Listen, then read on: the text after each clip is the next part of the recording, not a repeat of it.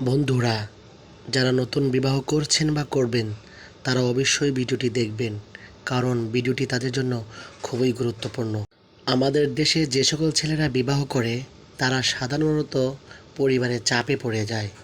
এদিকে মা বলে তোমার বউ এমন কাজ করেছে, আর বউ বলে তোমার মা বোন আমার সাথে এমন করেছে। এ অবস্থায় স্বামী তার মাকে বা বোনকে কিছু বলতে গেলে চরম সমস্যা হয়।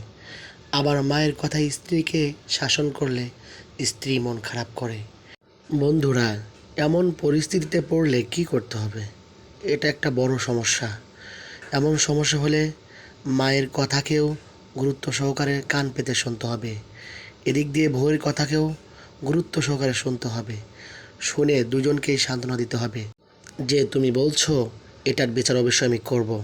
এরপরে কাজ হলো বউয়ের কথা মার কাছে না বলা, মায়ের কথাটাও বউয়ের কাছে না বলা।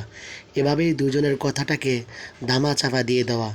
এভাবে চললে দেখবেন এক সময় পরিবারে শান্তি নেমে আসবে ইনশাল্লাহ।